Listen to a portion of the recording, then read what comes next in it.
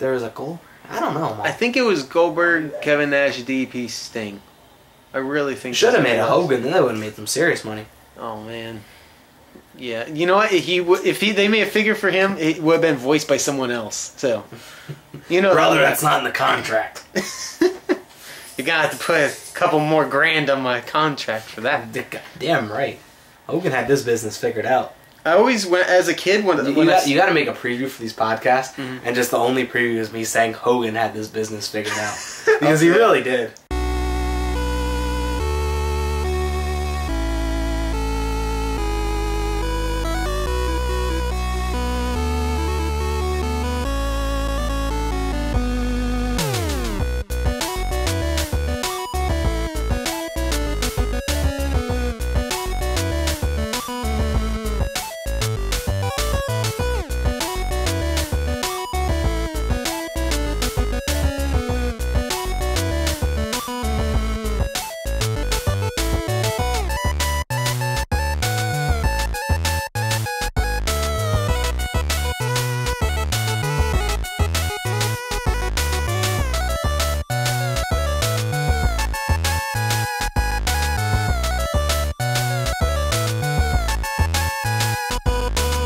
Ladies and gentlemen, welcome to the GBYWN Podcast, the official podcast of the global backyard wrestling nation.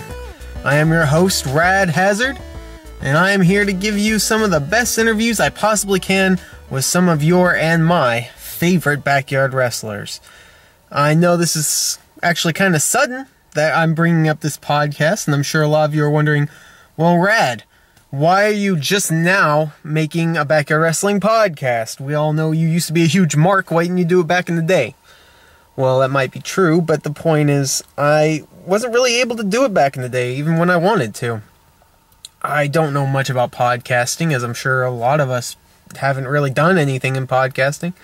So it's kind of an unknown to me. I did study media journalism in high school and college, but that was mostly for visual news, camera work, stuff like that. Very little audio work. So it was something I was interested in, but never exactly had the opportunity to get into. Actually, all of this started just recently because of a new job I got. I transferred from one Lowe's to another, actually the Lowe's in Quakertown to a Lowe's in Easton, and started working a graveyard shift there. And I'm sure as many of you know, those who have worked graveyard shift or know someone who's worked graveyard shift, it's not fun if you don't have some form of music or podcast or something to keep you distracted, since there's really nobody around and it's pretty quiet at night. It's a ghost town. Essentially, you're working in a ghost town. So I learned very quickly to, get some music, and I got tired of that pretty quick, so I started looking up podcasts. And I found a lot of podcasts that really interest me. The Two Best Friend Cast is a very good video game and anime podcast I really enjoy. OSW Review Podcast, Old School Wrestling Review, which is actually a video podcast, so if you ever want to check them out, they actually have video footage of the pay-per-views they review. Fantastic, I love them. But the most important one to me personally was Kevin Smith's podcast. He has a lot of them, but specifically Fat Man on Batman. I love that podcast. It's fantastic, and you can watch those episodes and be just as enamored with them when they came out a couple years ago to today. It's fantastic. And listening to every single one of those podcasts, at the moment it's up to 54, I believe. I really understood the structure of how to make podcasting, how to make it entertaining, and the fact that Kevin Smith is podcasting about things he really loves and enjoys, which in this particular instance is Batman and the people around Batman. So he has a great fondness for it. And it's that reason that I was inspired to finally make a backyard wrestling podcast. So I asked around for a couple people, saw what they thought. Absolutely everybody I asked was into it. They dug it and they wanted to be a part of it. So I figured we'll make a couple episodes and see how it goes. And I knew exactly who I wanted to pick for my first interview, that being Mike Damage, and you'll be hearing from him really soon. And we had a blast. A couple weeks ago on a Saturday night, Mike texted me, said, "Hey, come on over, let's do this." I came over and we spent 3 or 4 hours just having a good time and recording a lot of what you will listen to over the next few episodes. A lot of fun, and I really cannot wait to do this again. So enjoy the fruits of our labor here. This is the podcast. But before we get to that, I do want to keep people up to date on what's going on in the backyard wrestling world. So I'm going to make this little segment here about backyard wrestling results. We're going to start with January of 2014. Here we go.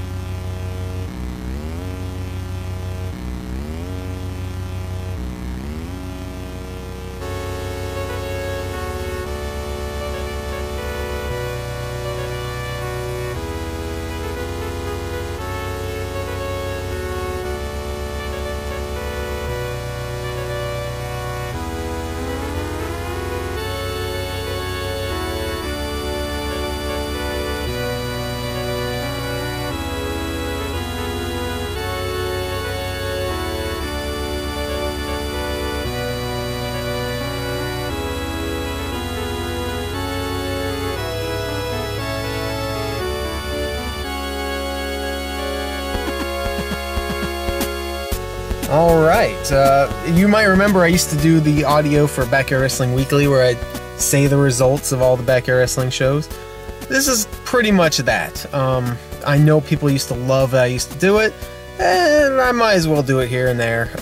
And we don't have as many backyard wrestling shows as we used to, so it's a little easier on me.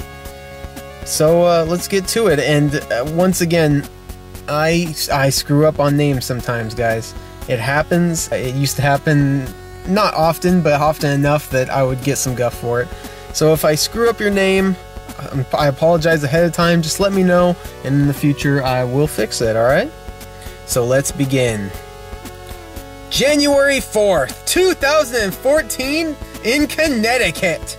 Hosts 203 BYW Holy New Year 2014. In the opening contest, Knuckles defeated Big Sexy Venom. 1-on-1, Asthmatic Static defeated Benjamin Right Back. 1/3 of the GBYWN Tag Team Champions of the World, Daniel Devine defeated Killer K. Singles action as Prime Time defeated the OCWS champion, Saint Vengeance. And in your main event of the evening, PJ Matthews defeated Doc Holliday to be crowned the first ever 203 BYW champion. This event to me was very important for what is now 203 BYW, which used to be the iconic wrestling circuit. This is a fresh relaunch for them, and the big thing that they were hoping to have is a lot of new faces, people traveling in from out of state, out-of-towners wrestling on the regular with their federation. Having one show a month is a huge step towards doing that, and I am so happy to see that this has really put them on the right path, and I cannot wait to see what they have in store for the future. This is a great new relaunch, and I am so happy for everyone involved with Connecticut. Congratulations, guys.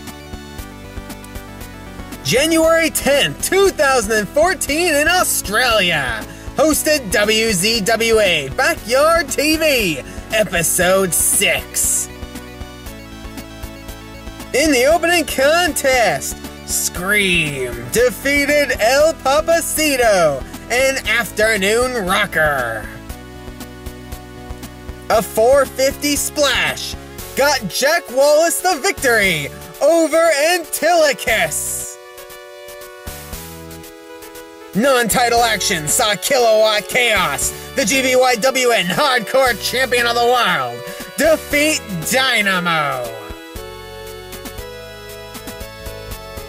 Making his return to Backyard Wrestling, Rusty defeated Daniel Johnson.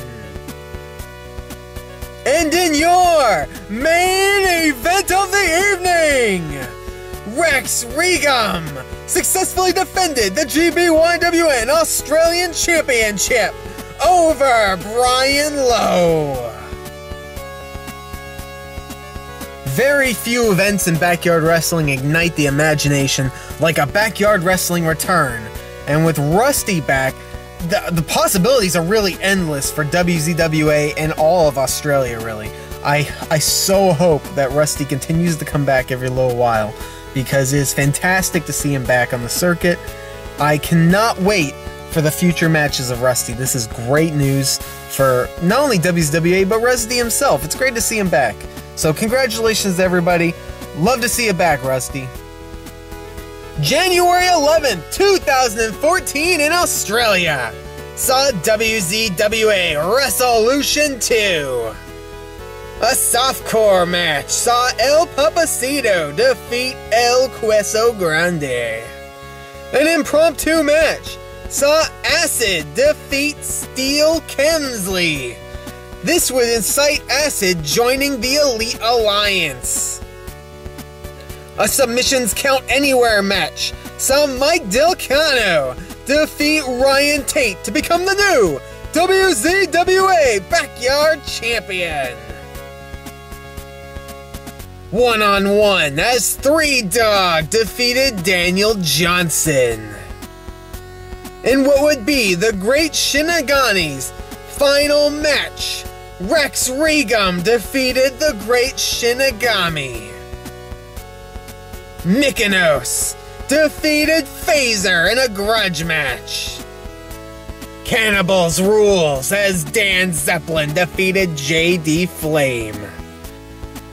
A unification match saw the franchise defeat the Rebellion and Circus Royale to become the new WZWA Tag Team and GBYWN Australian Tag Team Champions. For the commissionership and leadership, Alex Stone defeated the commish, Ashton Crude, via countout. Thus, Aston retained his leadership over the WZWA. The GBYWN Hardcore Championship of the World was on the line as Kilowatt Chaos successfully defended the title over Clint Marshall. In what would be the XCW Final Battle, Nick, Ariel, and Johnny V fought to a double knockout. In what was an interstate contest, the commish Aston Crude defeated Rusty. And in your main event of the evening, the WZWA Heavyweight Championship was on the line, with Aston Crude as special guest referee, as Alex Stone defeated Dark Ice via disqualification. Thus, Dark Ice retains the title. This, ladies and gentlemen, was the premier event for WZWA every single year, and I feel like this show did not disappoint. We got to see Rusty and Aston Crude, we got to see the World Hardcore title, we got to see a triangle ladder match for the WZWA and GBYWN Australian Tag Team titles. So much great stuff, including the Hall of Famer, the GBYWN Hall of Famer Dark Ice, in the main event. I love this show. Please check it out. If not just for Rusty, for all these great guys. Fantastic stuff. WZWA on the rise in 2014.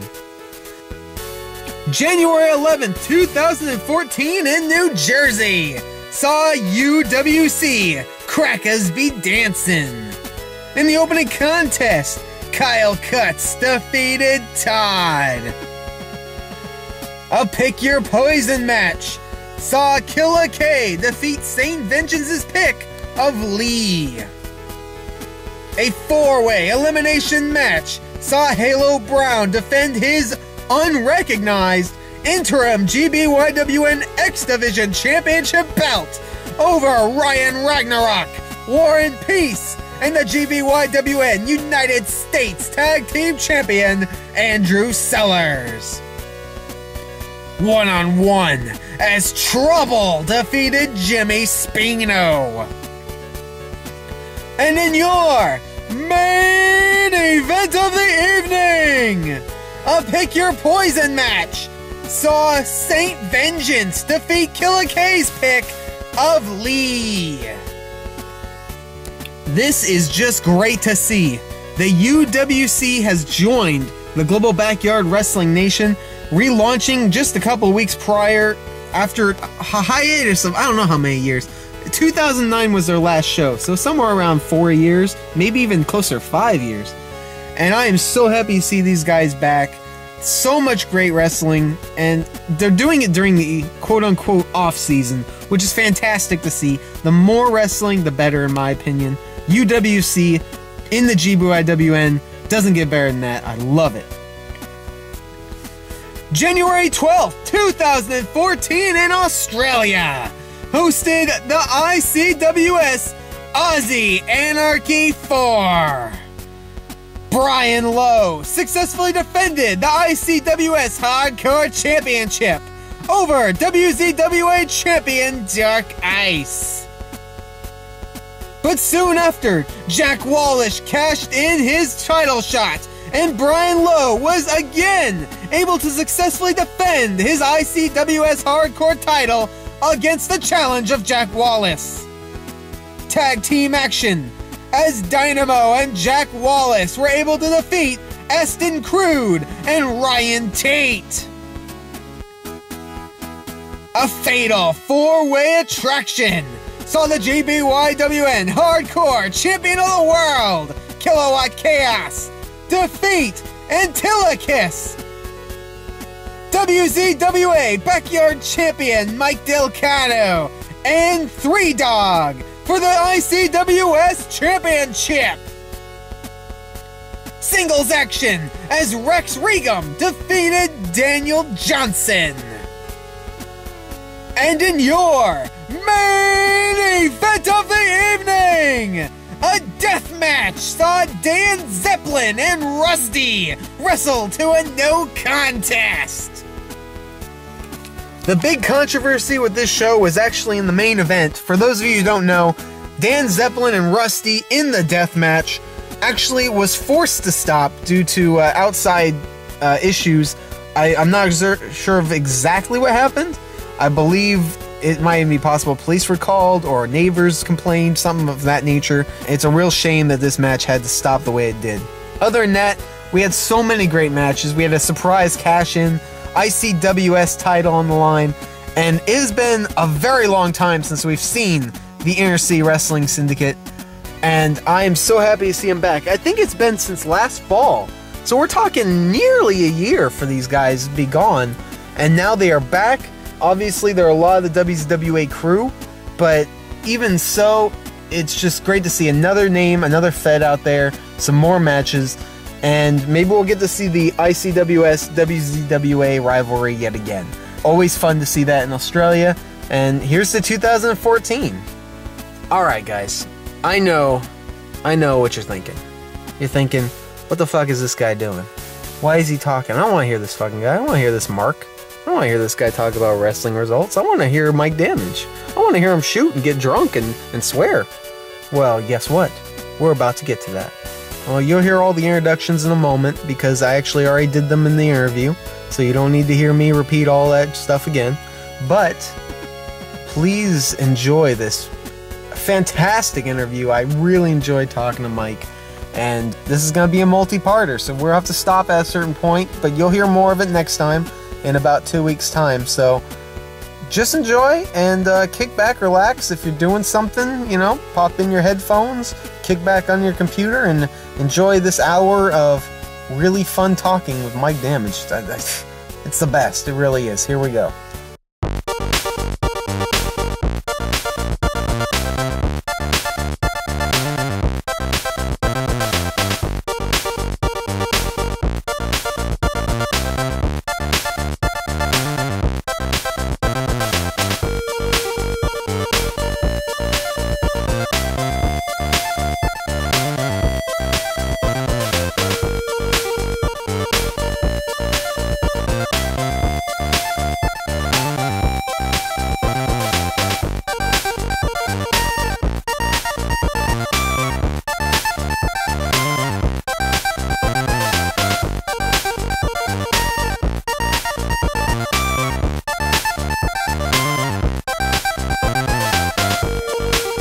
Ladies and gentlemen, welcome to the GBYWN Podcast. To my knowledge, the only backyard wrestling podcast on the internet.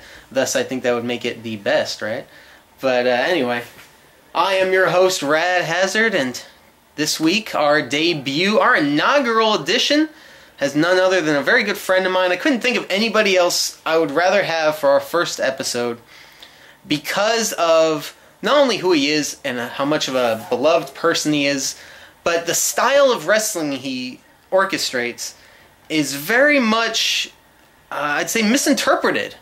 The style of wrestling he loves and he enjoys to perform for the crowd is, I'd say it's the hardest, honestly, I'd say it's the hardest style to master in our hobby because it is seen as, it's really looked down on. I mean, everyone remembers the old Best of Backyard Wrestling DVDs and how dangerous and how, for lack of a better word, stupid a lot of that stuff was. And in the end, they just did it to, I don't know, to look cool, I guess. But true hardcore wrestling, or even deathmatch wrestling, ultra-violent wrestling, whatever you want to call it, the concept behind it is not to look cool, but to help bring in your audience into the believability of the wrestling. You know, if you hit someone with a chair, people know what a chair feels like. They can imagine in their head. They may have never been suplexed before, but they can understand what a chair shot to the head feels like. And they know at the end of the show that no matter what happened that night, that chair shot really happened. That was a real chair shot. And that is the meaning behind ultraviolent wrestling, to bring people in to that concept and that extra believability that some people just don't have from watching wrestling. I feel that our guest tonight emphasizes that style. I'd say, personally, I'd say better than anybody in the current GBYWN era. He might not agree, but that's how I feel because I've seen him prepare, I've seen him perform, I've seen him afterwards, and how his body just pretty much gives out on him at the end. And what he has to go through for his entertainment, for your entertainment, for his love of the hobby. And so I would love to introduce to you the former BXW champion, the former GBYWN United States champion, the former GBYWN United States Tag Team champion. You might see a pattern here, there's a lot of belts. The former Battleborn Wrestling World Champion and the current reigning and defending GBYWN World Pure Champion. I'm sure I missed a bunch of others because you're practically the Ultimo Dragon of Backyard Wrestling. This is Mike fucking Damage. Mike, say hi. What's up, guys? I'm here. I'm drinking beer, so this is now sponsored by Gingling Traditional Lager, this podcast. I'm happy to be on this podcast. This is going to be fun. Mike already drinking. That's how you know this is going to be a good anything with Mike, is when he's got a couple beers in him. More than a couple. I've been going for a while. Yeah, I only showed up here, maybe a half an hour ago? It is like my third since you've been here, and I started like in 2 hours before you got here. Yeah, so this is going to be fun. I think I started at like 6. What time is it now? I have no idea. It's 10:30. Only 4.5 hours. Mm-hmm. Don't drink and drive, kids. Anyway. I don't have a license, so I'm good. Yeah. Golden. Because I know, because I drove you to every single New Era show. Not every single one. Marshall and Doug drove us to one. Oh, that's true. Well, I drove to their house to drive us there. Fair enough. And the EWA shows. Don't say anything. Anyway. Good decision. Alright, so this is perfect because it goes right into my first question. How are you feeling, man? What is going on? Oh, I am excellent. Enjoying the off season for sure. A lot less sore than I am during the wrestling season. Just enjoying a lot of free time. Now, you were really beat up at the end of last season. I remember. Your back pretty much was like going on you every couple of months. Yeah, that wasn't fun. Like, probably from, I guess it started like the first show of the year. I blew my back out for the first time in April at Finest Tournament last year. And every like 3 months I'd do it again in the exact same way too. I never learned from my mistakes, and it just kept going and going and going and going. Up until the point where I wasn't really sure how I was going to perform against Sam when he was coming from England. I was so scared I was going to blow it. Like, oh, this guy's coming from England, I won't be able to take a back bump because my back is fucked. But now, like, no back pain, no worries, I feel great, so that's good. I'm actually counting down the days until, I guess the next time I'll be wrestling will be February, so counting down the days till February. There you go. Your match with Sam was amazing. And the fact that I remember you specifically had him curb stomp, or double stomp you on the back. Just right in the middle of the match. It wasn't planned. No, I regret that, actually. Like, he was as shocked as I was. Like, I didn't even think about it. I was like, okay, double stomp me. You know, what? What are you talking about, mate? Double stomp me, Sam. Boom. I'm broken. I don't know why. I feel like you're I don't know. It sounded more Australian than I was just going to say it. I feel like I can't do accents. That's why I just, when I do it, I just have an international accent. So it can be a little anything. That's what we'll say mine is. By crikey, mate. That was just straight up Australian. Just throw it all together. That was 100% Australian. Not even remotely anything else. You sound like Nigel Thornberry. Oh, no. Nobody wants that. That's not true. Everybody wants that. So let's start from the very beginning. Okay. Since, we've already taken this train off the track and down the whole fucking hill. Trust me, that'll happen again, because destiny with my podcast interview. So let's start with when you were born. I actually don't know when you were born. I was born November 11th, 1993. Okay. Bethlehem, Pennsylvania. St. Luke's Hospital on South Side Bethlehem. At 7:30 at night, which I can always back up because the clock tattoo on my wrist, clock's at 7:30. Everyone know what time I was born? 7:30. Check the clock. I actually did not know that. That's pretty awesome. I like it. Okay.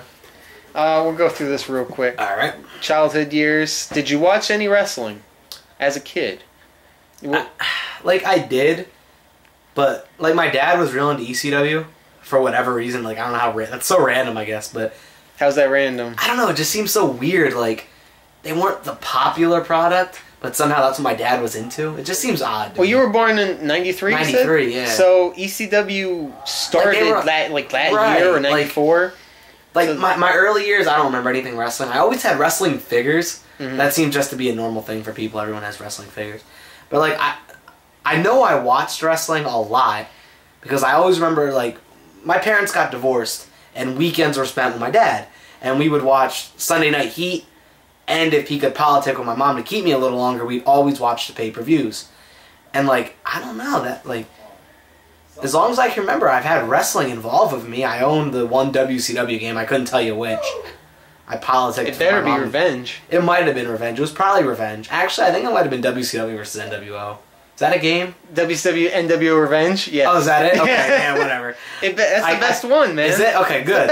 It's the one we played at okay, yeah, that one was good. Yeah. I remember politicking with my mom. She was on the phone with people, and I was like, buy me this. Mm-hmm. And it just so happened to come up in our conversation the word yes. And I held that against her. I was like, you promised, you promised, you promised. And I got the game. It was cool. I politicked my way through that. So that was nice. I don't know. Wrestling was, like, I've always had figures. I always had the games. But I don't ever remember watching it. It's so weird. Like, I know I have Over the Edge when Owen Hart died on VHS tape because I recorded it on the VHS player. But I don't... See, that was 99, so you were 6 at the time? Right, but it's just so random. Like, I don't remember anything else about wrestling.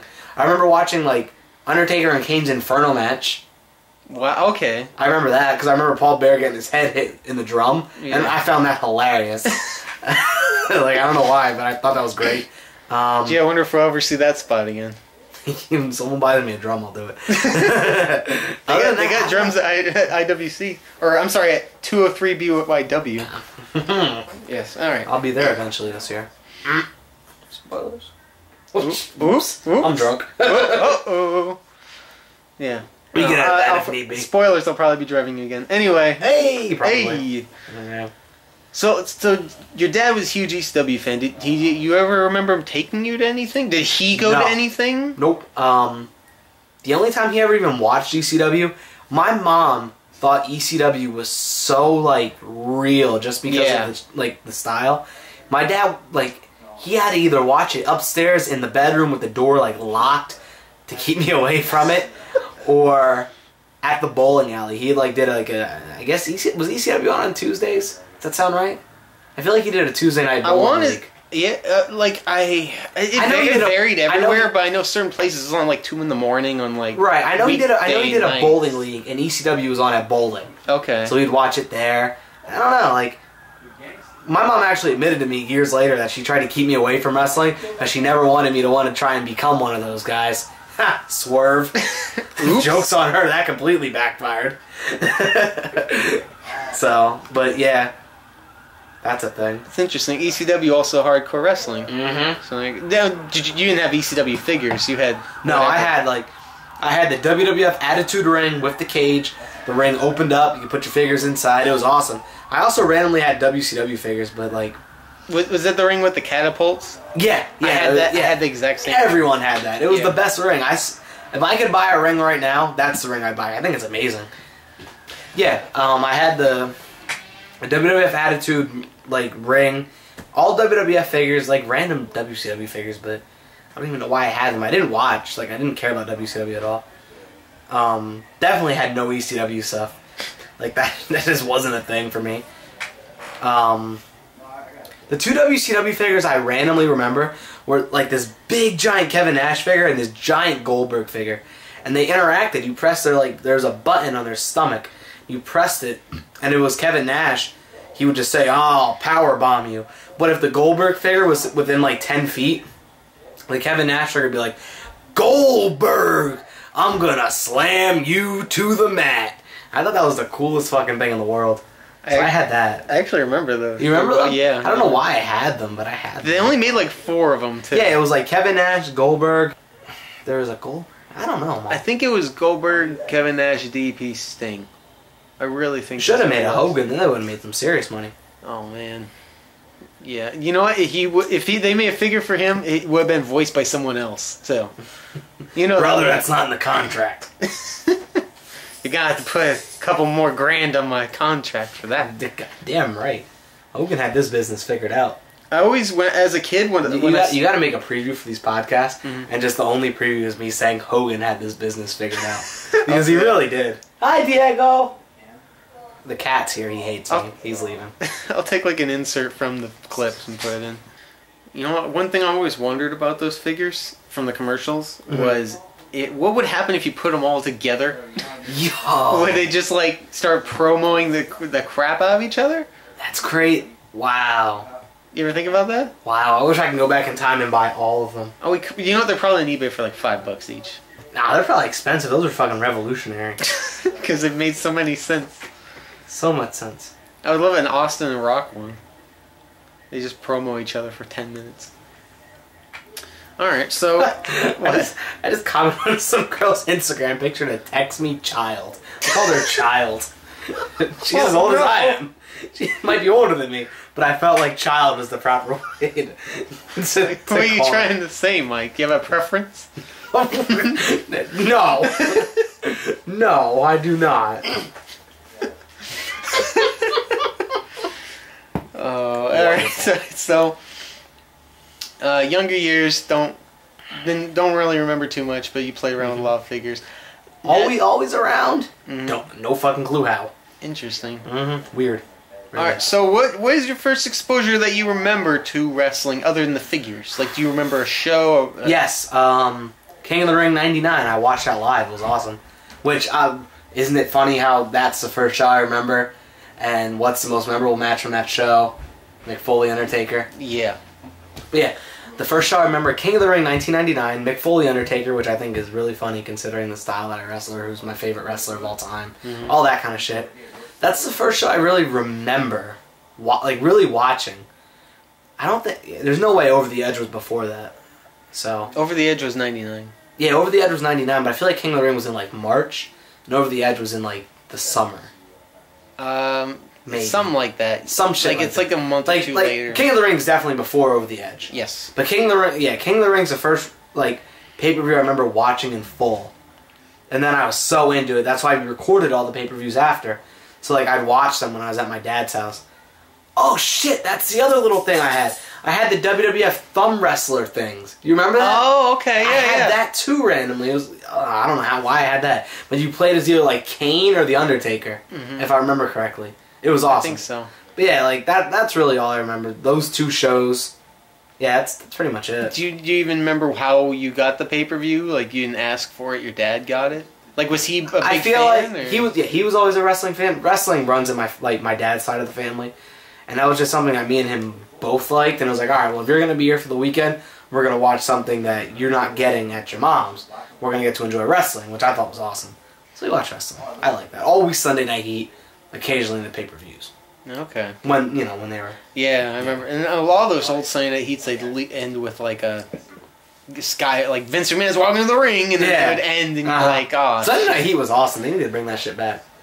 It was like the ultimate pre-show. Yeah, it was great. And the funny part is, most of the time, the Sunday Night Heat match was like one of the best matches of the card. Weird? Isn't it weird like that? Yeah. That's dumb. Give me Sunday Night Heat or give me death. I'm surprised they don't have that anymore, at least for pay-per-views. I guess they have the pre-show, but I don't know. It doesn't feel important at all. Okay, so you got that pay-per-view. After that, you started getting other pay-per-views. So WWF was really the first wave. Oh, yeah. But, like, the WWF hardcore title era was really just my thing. I love that stuff so much. It's the funny brawls through the arena. Oh, like all the comedy stuff. Oh, yeah.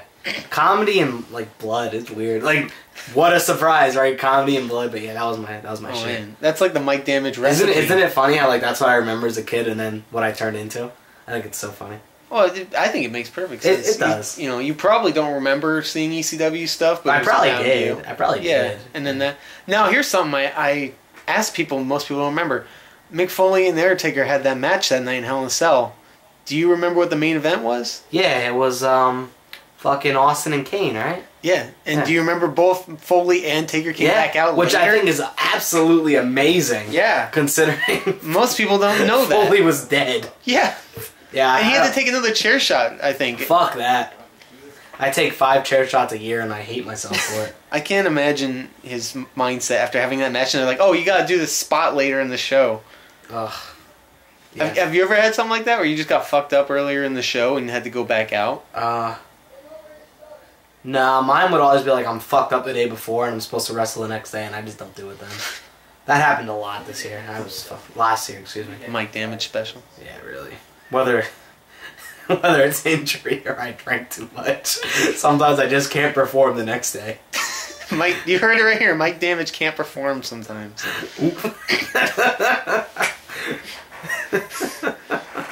Alright, so you pretty much saw most of the Attitude Era then. Oh yeah, I was always keeping an eye on stuff, and whether it was directly available to me or not, I always found a way to see it. So like how? Like Friends or DVDs, stuff like that. Just because there was a long period of time where I didn't have cable. You know what? I remember being really into the Invasion angle, but I didn't have cable, so I don't know how I was into it. I know how. You watched SmackDown. SmackDown was a basic television. Yes, SmackDown was... That's what I did. Yes, that's exactly what I did. Yeah. I was so into it. And, like, I wouldn't watch the pay-per-views because my family couldn't afford the pay-per-views. But back then, you could put the pay-per-view channel on, and it'd be static, and you could hear them. Really? You could see static, but you could hear the pay-per-view. So I got live results. One of the randomest things I remember, only one... Undertaker holding his hand up on top of his motorcycle at WrestleMania 18 after his match, and came in perfectly clear, and I was like, oh, this is perfect. I was so happy about, like, the Undertaker holding his arm up at WrestleMania 18, because that's the only thing I saw of the pay-per-view for years to come, and then I realized how amazing that whole show was. It's funny, because I actually bought that pay-per-view that year. If I was older, I probably would have. 18, WrestleMania 18, I had to be. Oof, what year is that? WrestleMania 18? That was 2002. So I was not 10 You yet. were I was 9. Ugh. Oof. Son of a bitch. You're making me feel old. Yeah, making me feel young, which sucks considering my knee hurts a lot today. I fucked my knee up in the worst way possible. I sat in a chair in the same pose playing video games for too long, and my knee just started hurting. I was like, oh, this sucks. My knee's really shitting the bed on me. You gotta get them Austin braces. It's a joke, but that's too serious. Yeah. I'm leaning that way. The amount of shit I put on my knees before I wrestle is getting ridiculous. When I think those are cool, I call them Austin braces. When I think they're lame, I call them Victoria braces. That's pretty accurate. So there you go. Alright, so Attitude Era. Is there anything that really pops out, like you always go back to maybe in the Attitude Era, or you look up, anything like that?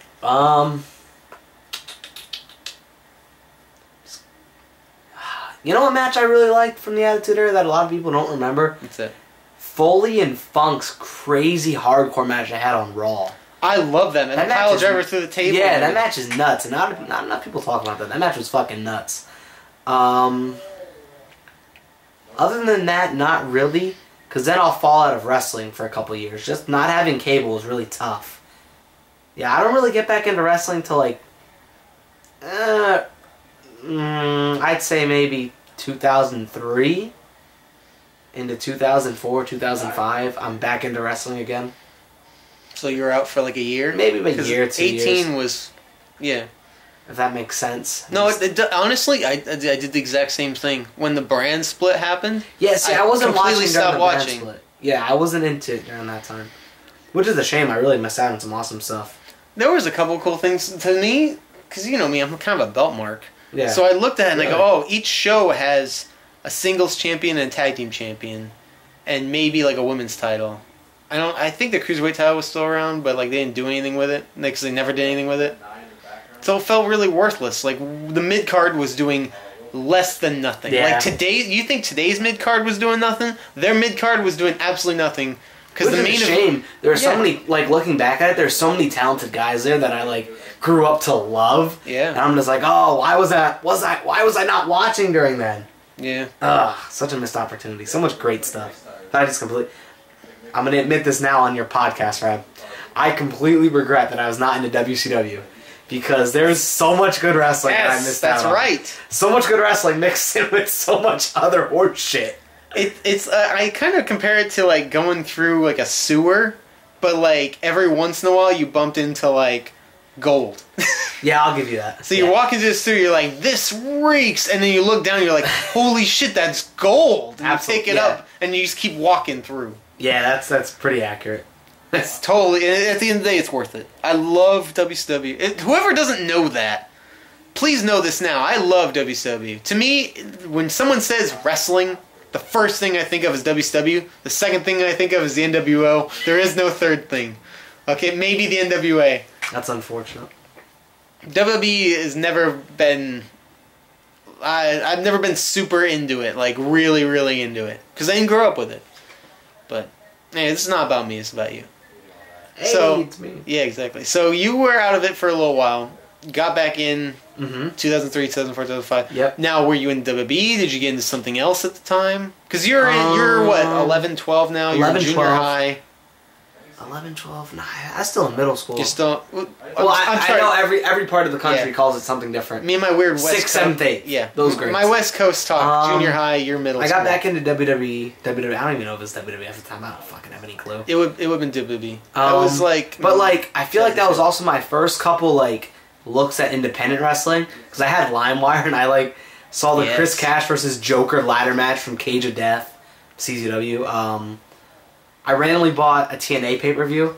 And, like, it was the weird... In 2006, I think I bought a TNA pay-per-view. That's when... I think that's when they started, 2005, 2006. Yeah, and me and my dad were so blown away, like, hey, that's where the Dudley Boys are. Hey, what's this guy doing here? And it was so crazy, like, to see these people that I thought were just not in the business anymore, the business. Like, I knew it was the business at the time. But I didn't think wrestled anymore or anything like that. It was really cool to see them.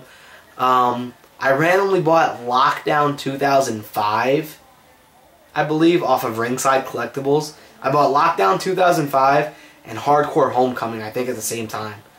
I think that makes sense. I think I bought those 2005, yeah. Yeah, I bought those DVDs at the same time. Hardcore Homecoming, excuse me, reminded me how much I loved hardcore wrestling, and then Lockdown just introduced me to this whole other style of wrestling. The biggest thing I remember, I still talk about it to this day. Abyss whips AJ Styles into the guardrail. Yes. And that motherfucker slides under the guardrail, and that just blew me away. I'm like, this dickhead really just slid under the guardrail. I actually just recently told my dad about that spot. I couldn't believe it. Like, I was blew like, his mind. wow. That whole show was pretty crazy. Now that I think back to it, I should download it. That show's nuts. I don't have the DVD. That entire show is just TNA great. TNA was so good. But I feel like that started molding me into like how I'd eventually love independent wrestling. So TNA was pretty much your first avenue into other things than WWE. Besides WWE, yeah. Besides my brief, I bought Bloodsport, the best of ECW. I owned that too. Ah, okay. And that was just like, oh, this is crazy. That's the one with the barbed wire match on, right? Yes, I had the barbed wire match and just so the Taipei death match. Because who would have thought getting punched in the face with broken glass was a bad idea? That didn't go so well for me. Oh, I think it went very well. I love it, actually. My scars almost faded. I don't care anymore. There you go. Mine too. Yeah. But, yeah, so, alright, so you got into TNA, then things started to spread out. Now, did you start watching CZW, Ring of Honor, recognize the TNA guys from that? No. The first independent show I went to, besides like local, shitty local indies, was CZW's Chris Cash Memorial Show 2007. My uncle, he works State Athletic Commission. I feel like a lot of people know that because I talk about it all the time. I think it's awesome. He would talk about CZW. Oh, it's these crazy bloody brawls. I'm just like, ooh, I want to see this. And months before, my uncle had gone to a show and he didn't take me. And I was fucking furious. Not my uncle at State Athletic Commission. Another uncle, whatever. Mooney. You guys, a few people have met Mooney. They know Mooney. He went to a show without me and I was pissed. So he agreed to take me to the next time he went to a show. And it was a CZW Chris Cash Memorial. The main event was like a crazy 6-way ladder match. So if anyone knows CZW and they could put I'm pretty sure it's 2007. They could put the years together for me. Drake Younger's thumb was all taped up because he got fucked up at IWA Mid-South. That was my first, independent wrestling, and the death matches blew me away. I fell in love with, hardcore wrestling seriously. No, that's not true. I fell in love with, deathmatch wrestling right there. Hardcore wrestling I fell in love with Backlash 04. Foley and Orton. That did it for me. But ultra-violent wrestling was definitely that CZW show. I thought it was amazing. Blew my mind. Now, here's the interesting thing. A lot of people kind of mash all that together. And you specifically say it like it's two different things. Can you explain that to everybody? I look at hardcore wrestling as, if you don't think it would fly in WWE, stuff that can't be done in WWE, ultra-violent. If WWE would be willing to do it, not now, but back in the day, it's just hardcore. Mine is barbed wire. I guess if you're doing barbed wire, that's pretty ultra-violent, because fuck barbed wire. It really sucks, actually. I'd rather take 1,000,000 light tubes than one barbed wire bump, because it just hurts a lot. Thumbtacks are stupid. You don't feel anything. Yeah, I don't know. I think hardcore I look at it as more high impact, where ultra-violent is a lot more, possibility to get cut. You know what I mean? Ultra-violent, you might get cut. Hardcore, you might get fucked up in the head. Okay. That's kind of how I look at it. So it's weapon use, essentially. Yeah, I'd say so. But ultra-violent definitely Ultra-violent. above hardcore. Oh yeah, absolutely. But either way, no matter what you're doing, hardcore or ultra-violent, there's a right way and a wrong way. And if you do it wrong, it's really distasteful and boring. But if you do it right, it's magical, in my opinion. That sounded really fucking gay. It's like a Disney movie. When It's the E.T. ride all over again. When you're having an ultra-violent death match. A whole new world. E.T.'s not even Disney. I'm just thinking about how mesmerized I was on that ride. That was a great ride, man. That was an awesome ride.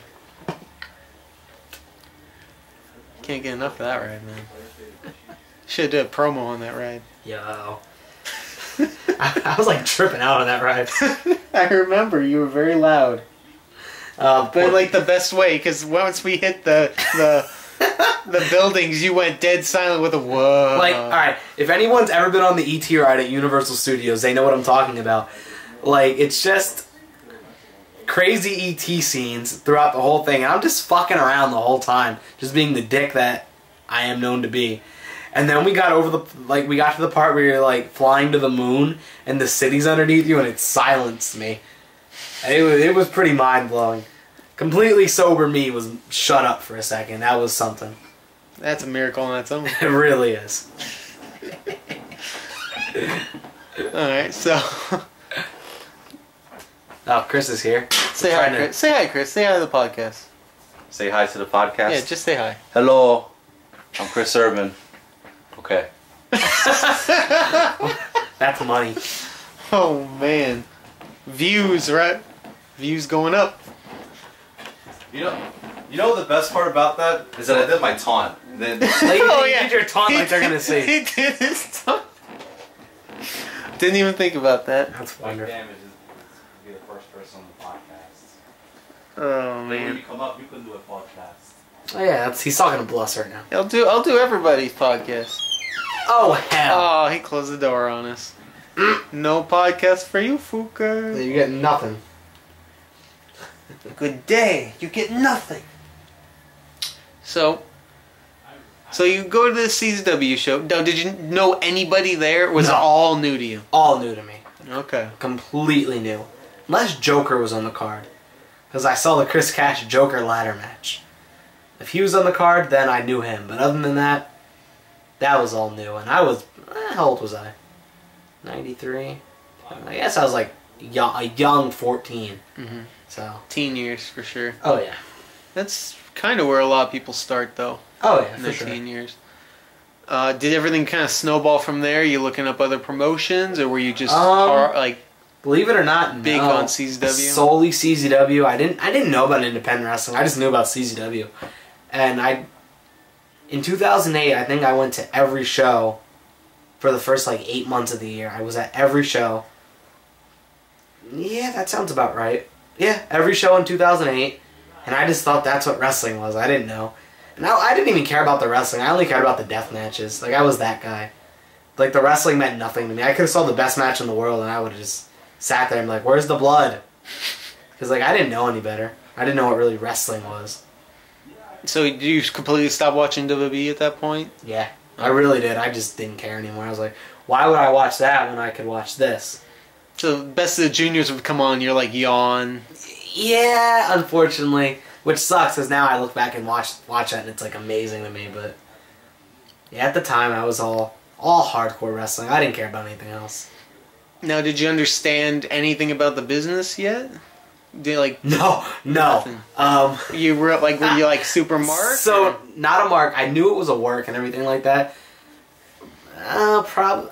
I had to know it was a work for a while, because I started wrestling in BXW at 14. So that was only a couple months later. Yeah, because I was 14. I actually might have been 13 my first CZW show, now that I think about it. Because I know I was 14 when I first started BXW. So I didn't turn 15 till November, and I started in April. So I knew it was all a work and stuff like that, but I was very naive to how the business works, because, how the fuck would I know? Now I know all about that shit and how dirty and rotten it is. Ian Rotten. Ian Rotten and B-Cube. Did you see Ian Rotten and B-Cube get in an argument on my Facebook status? No, but you told me about it. Did I tell you about it? Yeah. Oh, it was magical over football. Well, throw it out to everybody. Ian Rotten and Jay argued over the Dallas Cowboys sucking, which they do suck, on my Facebook status at 3 in the morning after the Eagles beat the Cowboys a couple weeks ago. It was pretty great. I enjoyed it thoroughly. It was magical. I'm never getting booked in IWA Mid-South if I go pro. Shit. Now, did you get into... Speaking of which, did you get into IWA Mid-South at all? Nah, I didn't care about that stuff at all. CZW was all that was available to me. I didn't have money to buy DVDs. I was 14, so I didn't really have money. It was just my dad would take me to shows. I'd see those shows. That was my wrestling fix. That's really about it. So your dad really did pull you into... Yeah, wrestling. yeah. Like, he wasn't into CZW like I was originally. I got him to go to shows, and then he got into it because I got into it, and he like, oh, this is amazing. I like this. This is so much cooler than anything else. That's really awesome. Mm-hmm. I'll say that. Say CZW is what got me into BXW, but I'm sure there'll be a question for that. Well, we'll get into that right now, because you said it was only a couple months later. Yeah, because I was only April of 2008, I got into BXW. I started wrestling with them. BXW came around before me, and I feel like probably I'd imagine people don't know that, because why the fuck would you know the history of my Fed? That's not... Why would you know that? Well, Mike, isn't this your house? I don't even want to get into that one. Yeah, we'll pass on that. Inside jokes, people. Oh, fuck. No, but I took pictures at a CZW show in like January or February, and maybe it was even the March show. I really don't know. It might have been the show where they filmed the wrestler. It was the show where they filmed the wrestler.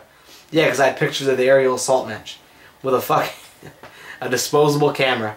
I was in Spanish class in 9th grade, and I was looking at the pictures because I had them in my book bag for whatever reason.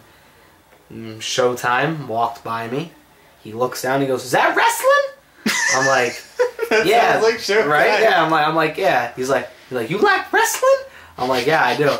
He's like, "Well, you want to come by this house later today? You could get involved with this." And I love how he's like a sassy Mike Tyson in your mind. And that's how I remember it. And sure enough, from that point on, it was just... I went to the BXW show that day. I didn't wrestle. I brawled with somebody and cut a promo. But I blew their minds because I knew how to call a match and like a brawl. Because I watched Secrets of the Ring. Like, not Secrets of the Ring, Wrestling Exposed? Yes, that. Okay. Pro Wrestling Exposed, whatever. And I knew they talked to each other during the brawl. And it, like, blew everyone's mind that as I was picking this guy up to throw my fake punches at this guy that I was saying, alright, duck this one, and then hit me and I'm going to hit you. And that, like, blew their mind that I had to know how to do that. And I knew what posting was off because of that stupid fucking TV show. So they liked me and they let me wrestle on the show. That's a lie. The only reason they let me wrestle on the first show that I was there for... Like, the first show I wrestled on, they weren't going to let me on. I went to the guy that was running it at the time. I was like, "Yo, Justin, if you let me wrestle, I'll take a bump off the top of a ladder through a table covered in thumbtacks." And he was like, "Oh, yeah, do that." And they let me in, all to do that bump. And the table didn't break, and it just hurt. Ugh. Yeah, because the thumbtacks just, like, ripped down my arm. It sucked. It really hurt. That's, ugh. What went wrong, exactly? What went wrong was we were holding the table up with a step stool and a chair. Oh. So the table was a door. That's what went wrong. Oops. So I just bounced off it. The thumbtacks ripped down my arm, and I just laid there yelling at everyone. Like, "What the fuck did you guys do to me?" Tell me there was a doorknob on that door. They took the doorknob off. Okay, thank God. Yeah, they took it off. So did you know Showtime before that? He was just in my Spanish class, and he fucked around a lot in class. He was just like the class clown. He was pretty funny. Other than that, no, I didn't know him. I can really see that, though. Yeah, right? So BXW, were they already kind of a violent, hardcore place before? Oh, no. No. No, they were just WWE through and through, and I just brought this independent influence into BXW. I started in April, where they only use like chairs, tables, maybe a ladder, and by July, I was doing it like a 200 light tube death match with this kid. What? I don't know how it happened. He got cut really bad, or did I get cut? No, he got cut. I didn't get cut. I put a light tube on his head, headbutted him, and the way he stole it, he like whipped his head sideways, and it sliced his entire head, and he started squirting blood out. And we were like 14, 15, so he freaked the fuck out. Oh, that was bad.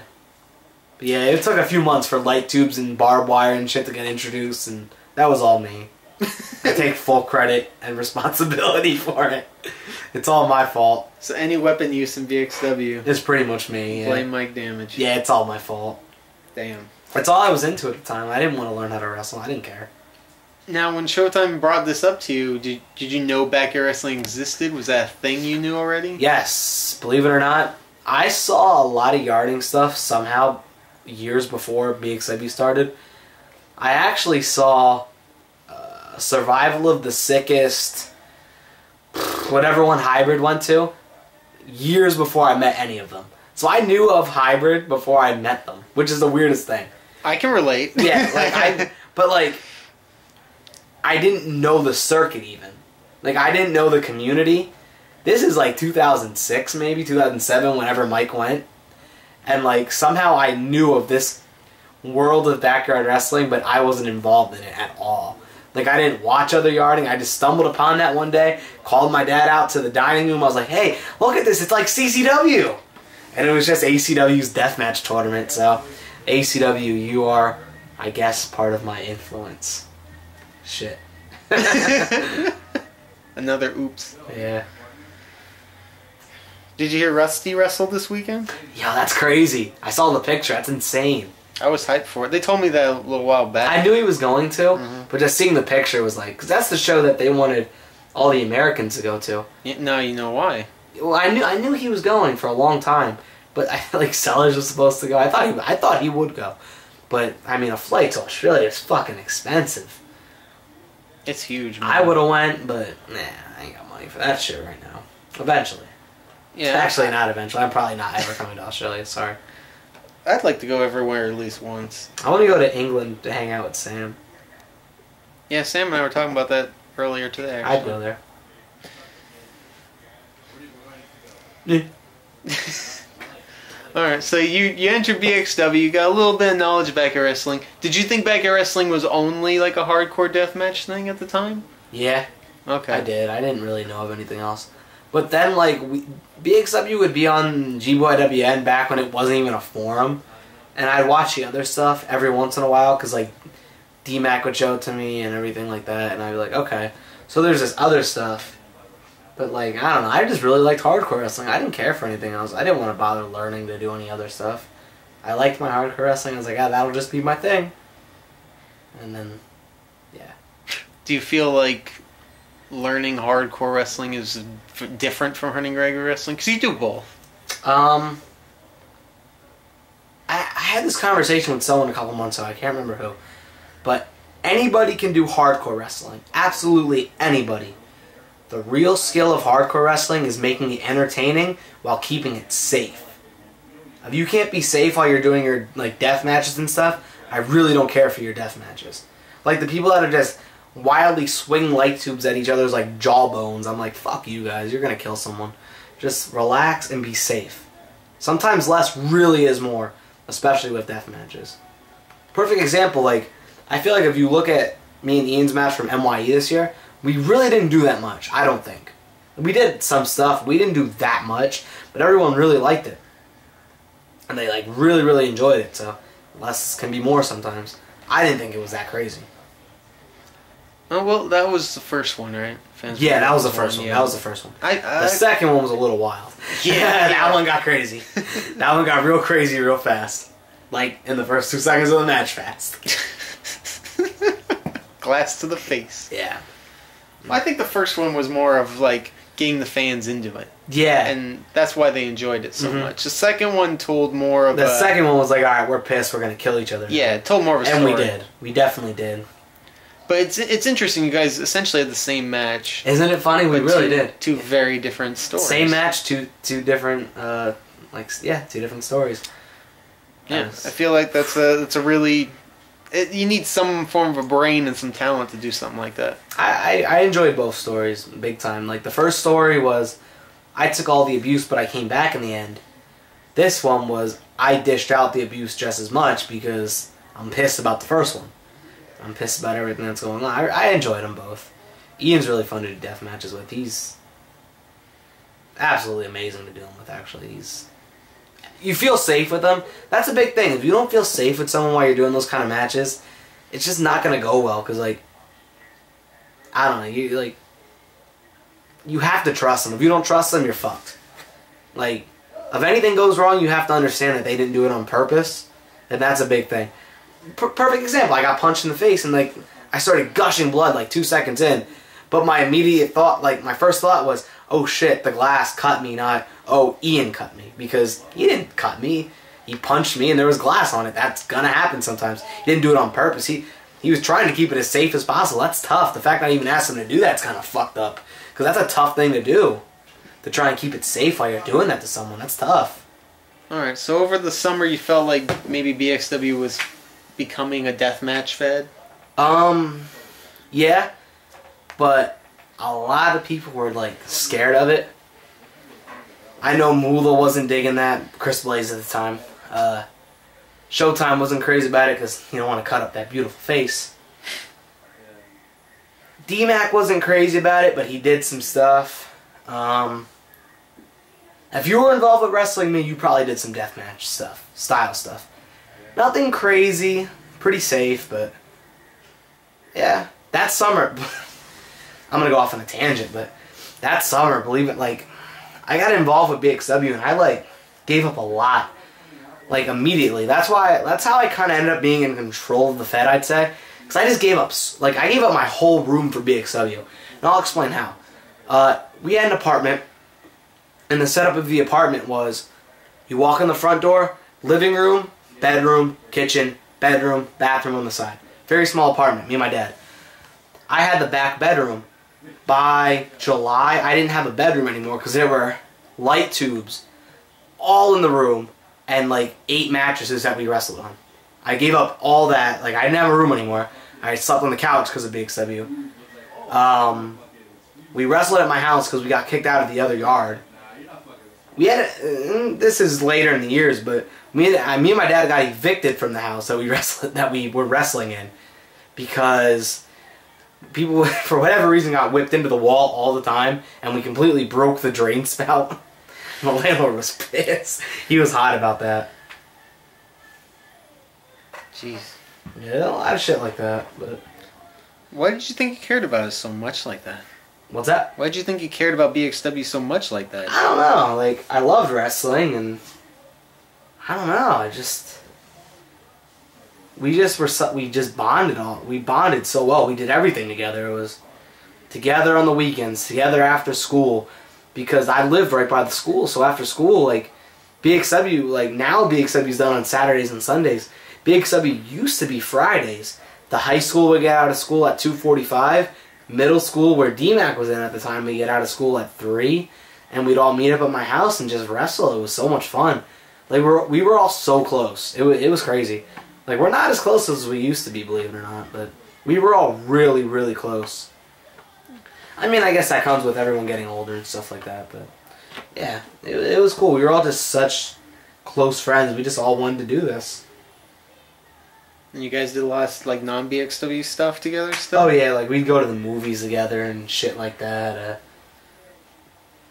Just generally fuck around the community together. Like, you know, go out on mischief night and egg houses and shit. Stuff we shouldn't be doing. A lot of shit we shouldn't be doing.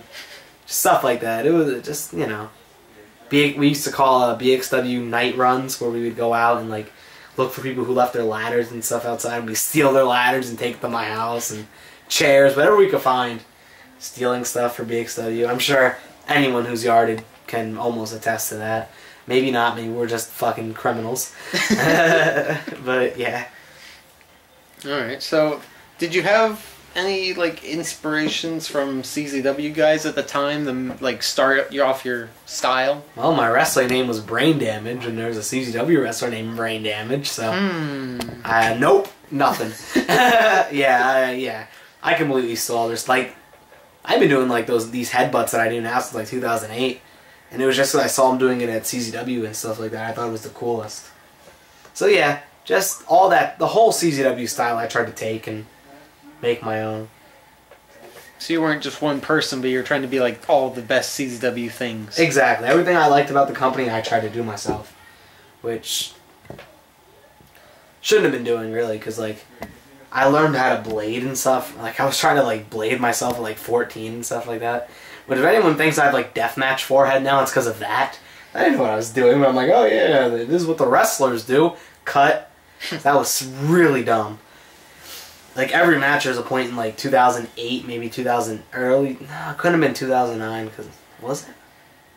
No, because I knew Chris already. So, like, 2008, I was just blading every show. Even 2009, I was blading a little bit. Just, I thought that was okay. And it was not okay to do. So that happened. That wasn't good. So you're going through the year first. So this is all brand new to you. First year going through all this.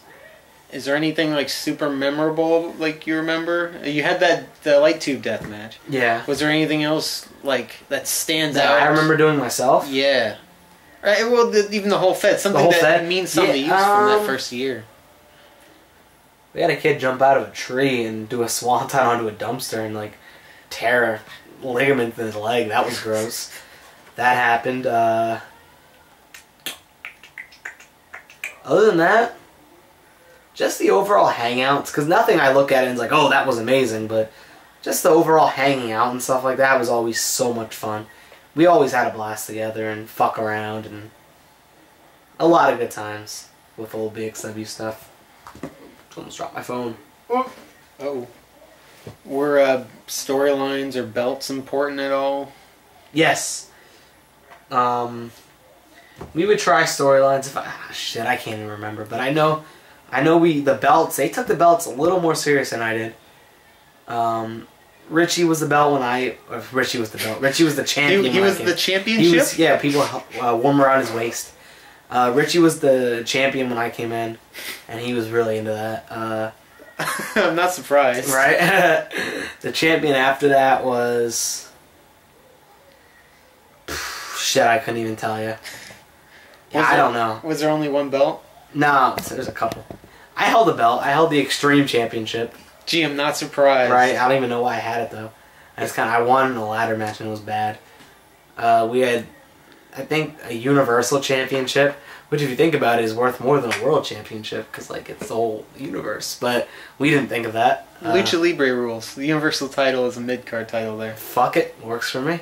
BXW. Lucha. But yeah, we had our storylines and our championships, and they were taken somewhat seriously, but we always had fun with it.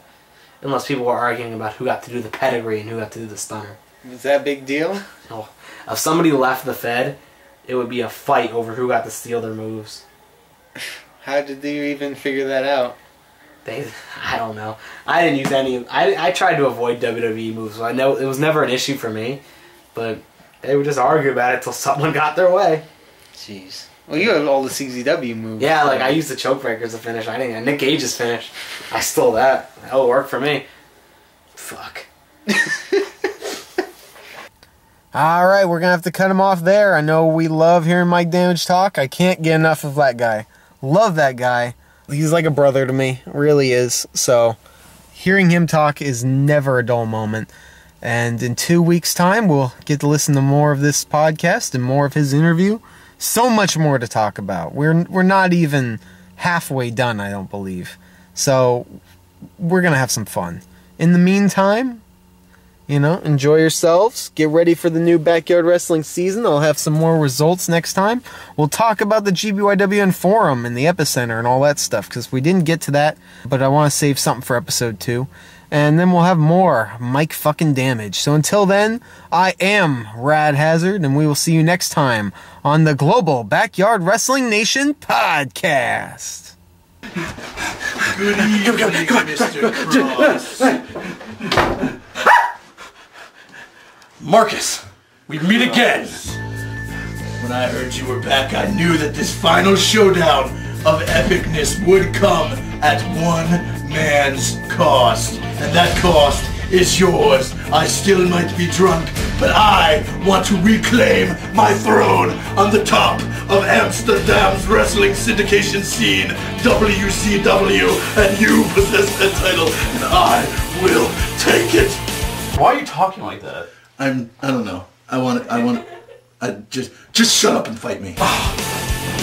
Marcus, we fought in so many places, trailers, backyard. I never thought I'd be in a pink room, but a pink bedroom.